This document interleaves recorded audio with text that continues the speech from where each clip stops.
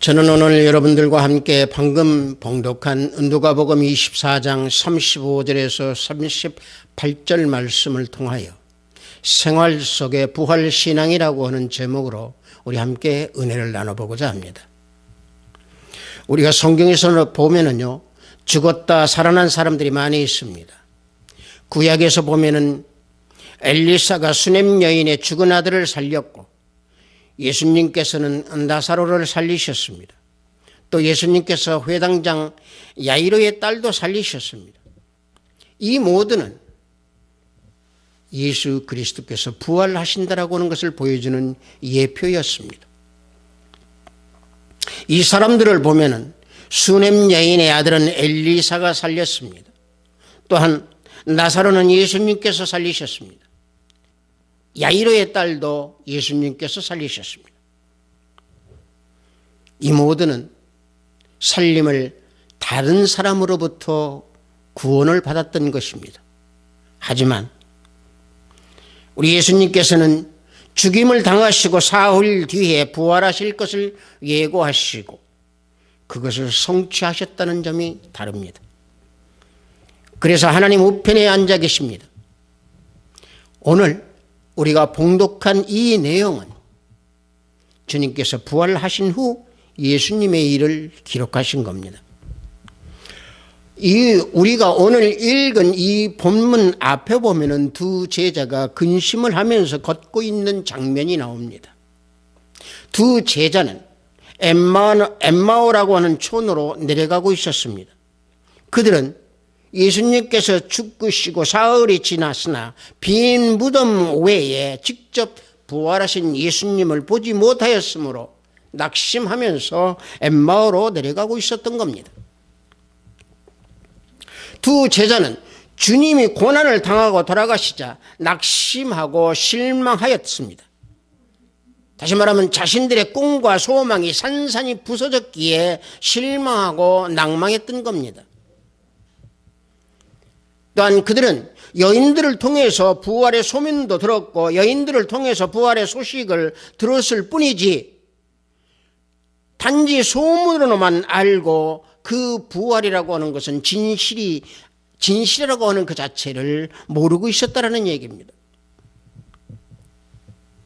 그들은 죽은 예수님께서 부활하리라고 생각하지도 못했고 부활하신 주님도 알아보지 못했던 겁니다.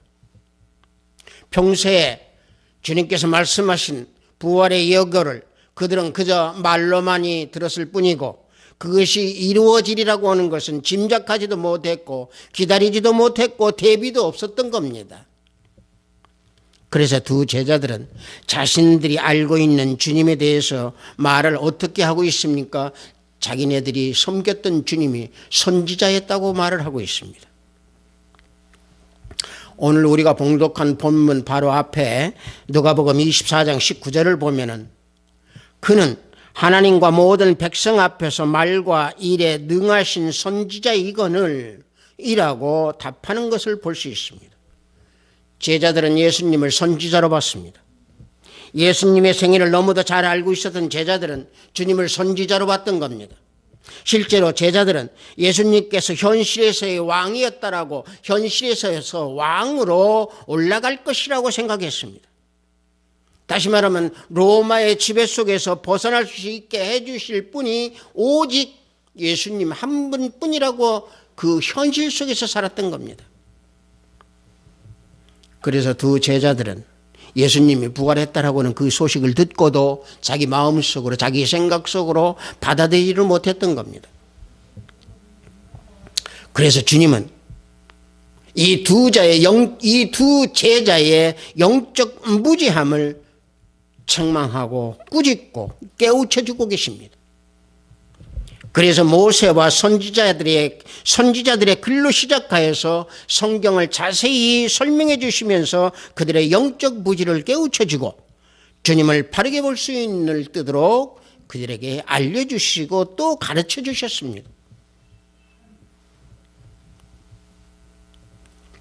그리고 주님께서는 제자들에게 물어보십니다.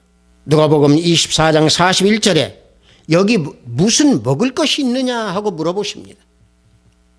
그래서 제자들이 주님께 드린 것은 구운 생선 한 토막입니다. 먹을 것이 있느냐는 질문은 주님께서 육으로 부활하셨음을 증명하는 사건입니다. 왜냐하면 영은 음식을 필요하지 않기 때문에 주님께서는 구운 생선 그 한 토막을 먹음으로 실제로 육신의 몸이었다라고 하는 그 자체를 여기에서 밝혀주고 확실히 보여주고 계시는 겁니다. 그런데요, 요한복음에서는 주님께서 음식을 드시고 난 이후에 제자들에게 또 평강을 주십니다. 요한복음 20장 21절 22절을 보면은 예수께서 이르시되 너희에게 평강이 있을지어다. 아버지께서 나를 보내신 것 같이 나도 너희를 보내노니 이 말씀을 하시고 그들을 향하여 숨을 내쉬며 이르시되 성령을 받으라 라고 평강을 주시고 권세를 주십니다. 또 한 가지는 요한복음에서 놓고 보면은 주님께서는 제자들에게 고기가 있느냐 하고 물으셨습니다. 그런데 제자들은 고기가 없습니다 대답합니다. 요한복음 21장 5절에 예수께서 이르시되 얘들아 너희에게 고기가 있느냐? 대답하되 없나이다 그럽니다. 주님께서 이 두 번에 질문하신 이 내용을 우리가 자세히 우리가 묵상을 한번 해보면은 놀라운 사실을 발견할 수 있습니다. 누가복음에서는 예루살렘 성 안에 있는 생선을 드렸습니다.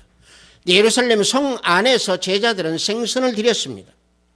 그런데 요한복음에 있는 제자들은, 요한복음에 나타나는 제자들은 예루살렘 성에서 벗어나서 디베랴 바닷가에서 고기를 잡고 있었습니다. 여기서 놓고 보면 두 부류의 제자들을 볼 수 있습니다. 한 부류의 제자들은 예수님의 말씀을 믿고 예루살렘 성에서 거했고, 한 부류들은 주님께서 죽으시니까 자신의 생각과 뜻대로 어디로 갔습니까? 호숫가 디베랴 바닷가로 갔습니다. 거기에서 고기를 잡았습니다.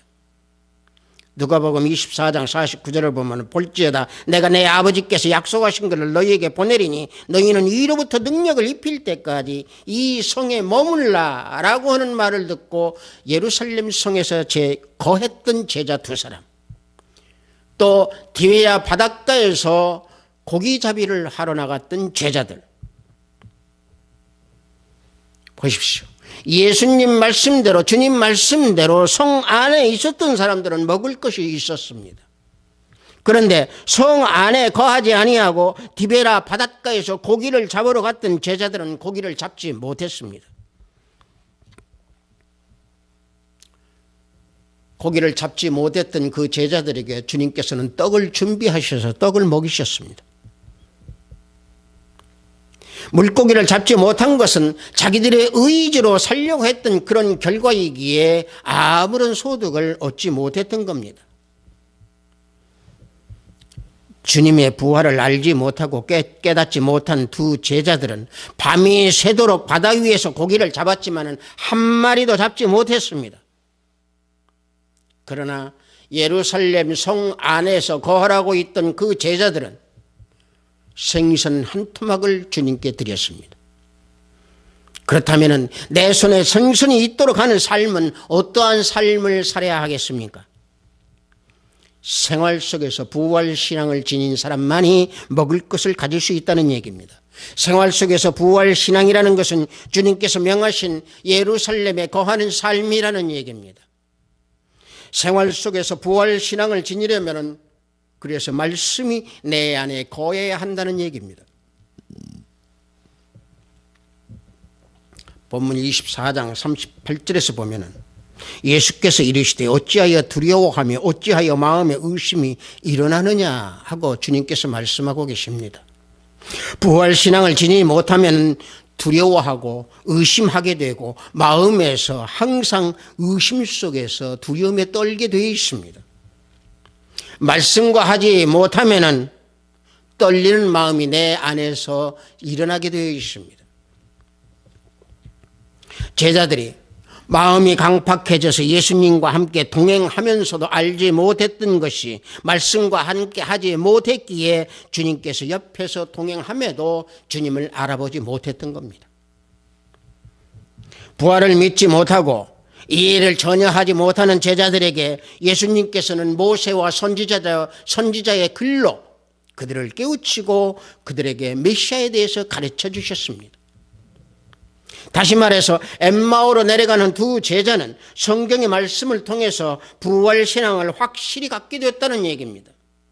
예수님도 성경 말씀을 통해서 사탄의 시험을 승리하고 이기셨습니다.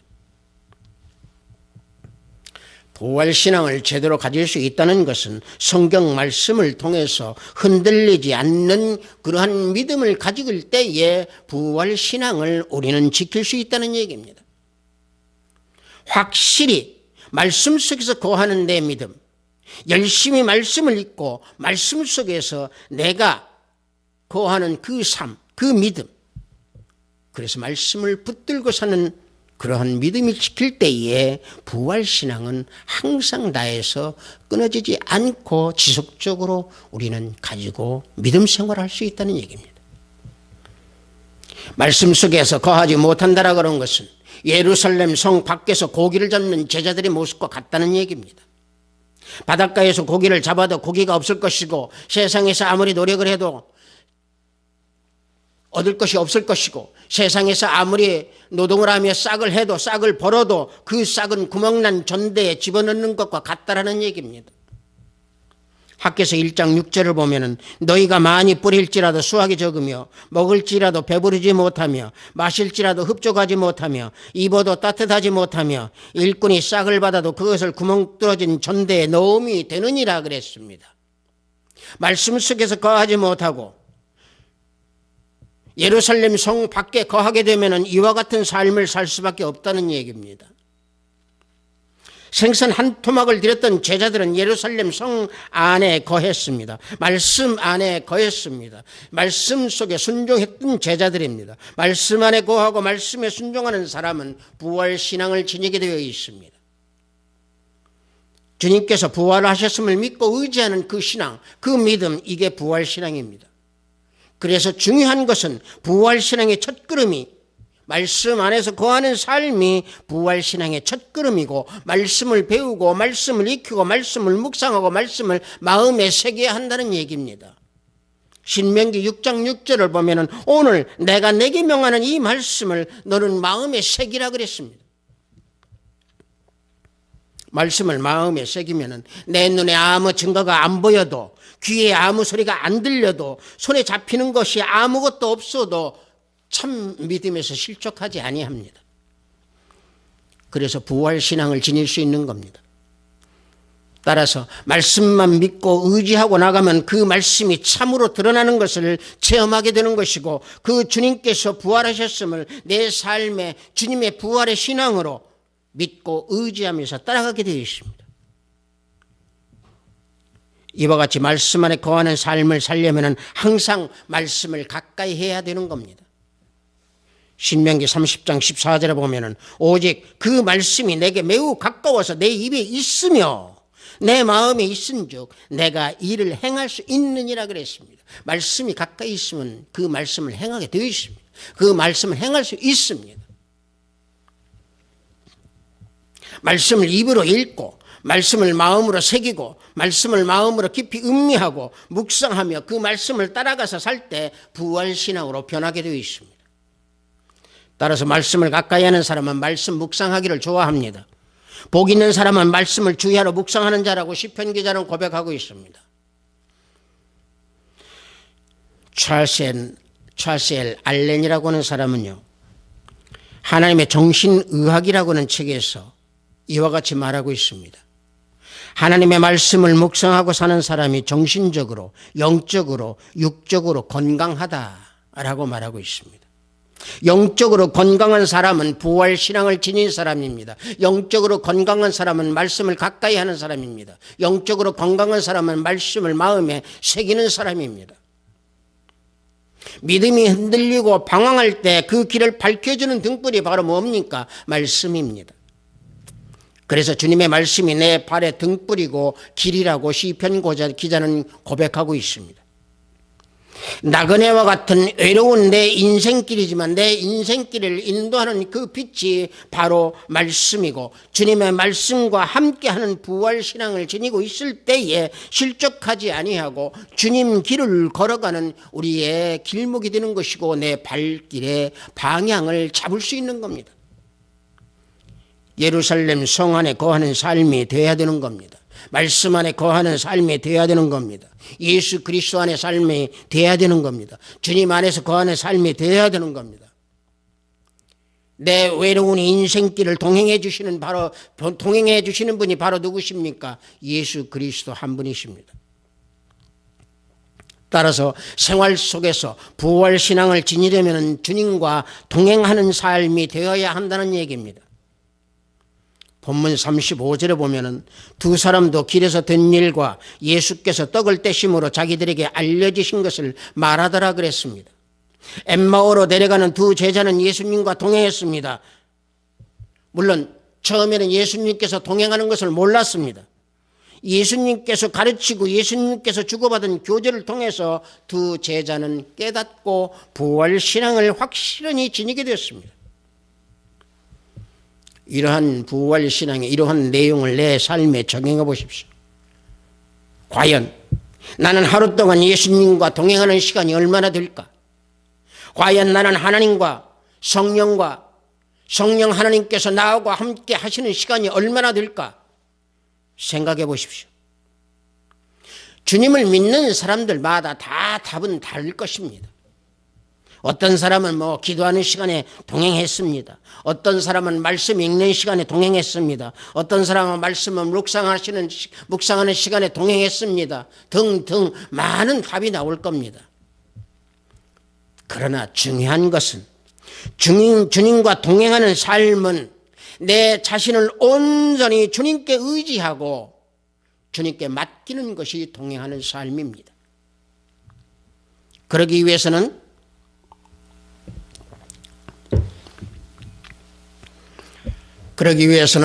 내 영을 육신의 것을 뺏기지 않아야 하는 겁니다.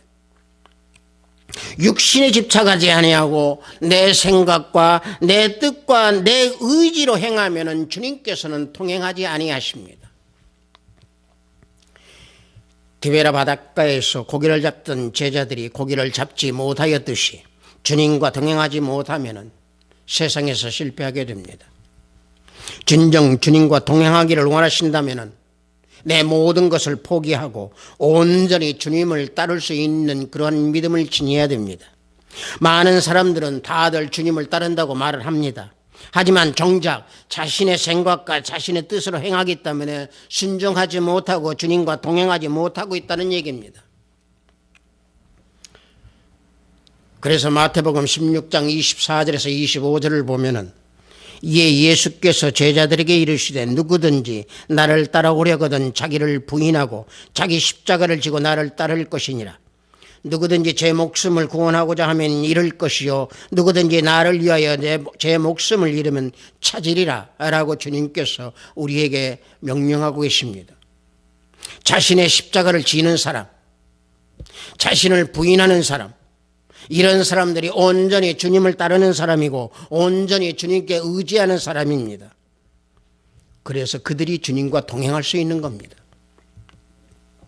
부활신앙을 지킨다는 것은 내 삶의 현장에서 주님과 동행하는 사람입니다. 예수님이 겪으신 고난과 죽음을 내 삶 속에서 적용하면서 그대로 내가 체험하며 그 고난의 삶을 따라가는 사람입니다. 그것이 내 십자가를 짊어지고 가는 삶입니다. 그래서 고난도 당할 수 있고, 그래서 어려움도 겪어보고, 그래서 손해도 보기도 하고, 남한테 핍박도 당해보기도 하면서 걸어가는 그것이 바로 연단이고 단련되는 그런 모습에서 정금같이 주님께 나아갈 때 주님께서 동행해 주신다는 얘기입니다. 내 십자가를 짊어지고 나를 부인한다는 것은 내가 나를 죽인다는 얘기입니다. 그렇다고 해서 내가 나를 죽여서는 안 됩니다. 내가 내 힘으로 죽여서는 안 됩니다. 오직 성령의 능력으로 내 자신을 없애야 하는 겁니다. 성령으로 거듭 태어난 사람이 되어야 된다는 얘기입니다. 여러분들 돌을 닦지 마십시오. 돌을 닦는다는 것은 무엇입니까? 내가 내 노력으로 나를 죽이는 것은 돌을 닦는 겁니다. 돌 닦지 마십시오. 주님을 믿는 자녀들은 돌을 닦는 것이 아니고 오직 성령께 의지해서 십자가에 나를 못 박고 주님과 동행하며 주님 안에 거하면서 주님 뜻에 따라 순종하는 삶이 내 자신의 순종하는 삶이고 내가 주님을 따르는 삶이고 주님과 내가 동행하는 삶이 된다는 얘기입니다. 주님께서 동행할 때 성령께서 일하십니다. 주님을 인정하고 맡길 때 성령께서는 일을 하십니다. 내 삶의 모든 것이 다 조급할 때에도 조급하지 마십시오. 조급한 것은 내가 조급한 것이지 주님은 조급하지 않습니다. 성령께서도 조급하지 않습니다. 성령께서는 항상 조용히 우리에게 음성으로 주십니다. 조용히 우리에게 말씀으로 주십니다. 조급하지 말라. 내 뜻으로 행하지 말라. 내 의지로 행하지 말라. 내 뜻으로 행하면 주님을 멀리할 수밖에 없다라고 하는 음성과 말씀을 주십니다. 왜냐? 주님과 동행하지 못하기 때문에 주님과 동행할 수 있도록 그런 말씀을 주시고 그런 음성을 주십니다. 그래서 성령께 매사 묻고 행하십시오. 성령께 매일매일 물으면서 모든 것을 따르십시오. 그리 하게 될 때 주님과 동행하는 삶을 살 수 있습니다. 매일의 삶에서 성령께 물을 때에 또 성령께 묻고 무시로 성령 안에서 기도하고 무시로 성령의 가르침을 받을 때 주님께서 동행해 주십니다. 그것이 부활신앙입니다. 따라서 생활 속에서 부활신앙을 지니려면 성령님이 내 안에서 역사를 해야 됩니다. 요한복음 20장 22절에 보니까 성령을 받으라고 주님께서 말씀하고 계십니다. 주님께서 이 명령을 하시고 난 후에 제자들에게 나타나셔서 제자들에게 하시는 말씀 세 가지입니다. 두려워 말라, 평강이 너희에게 있을지어다, 그리고 성령을 받으라, 세 가지입니다. 성령을 받으라 했을 때 이들은 어디에서 기도했습니까? 마가다락방에서 기도했을 때 이들은 오순절에 성령이 임했습니다. 또 한 가지, 오늘 본문 29절을 보니까 두 제자는 예수님께 함께 유하기를 강하게 말하고 강하게 권유하는 것을 볼 수 있습니다. 24장 29절을 보니까 그들이 강건하여 이르되 우리와 함께 유하사이다. 때가 저물어가고 날이 이미 기울었나이다 하니 이에 그들과 함께 유하로 들어가시니라 그랬습니다. 이렇게 주님을 붙잡고 예루살렘 성 안에서 거하는 자가 성령을 받습니다. 다시 말하면 예수님을 영접하는 자, 그들은 성령을 받습니다. 성령을 사모하십시오. 그럴 때 우리는 부활신앙을 가질 수 있습니다. 성령의 역사는 내 안에서 이루어집니다. 외부에서 이루어지는 게 아닙니다. 바깥에서 이루어지는 게 아닙니다. 왜냐하면 성령께서는 내 안에 내주하고 계시고 성령께서는 내 안에 계시기 때문에 성령은 내 안에서 역사해 주십니다. 여러분들 여호수아를 보십시오. 그는 많은 이스라엘 백성을 이끌고 가나안을 정복할 수 있었습니다. 그 능력은 어디에서 왔습니까? 성령의 역사에 있었습니다. 성령이 내주에서 역사해 주심으로 여호수아는 이스라엘 백성을 이끌고 가나안 땅에 들어가 정복할 수 있었습니다. 신명기 34장 9절을 보면은 지혜의 신이 충만하다고 했습니다.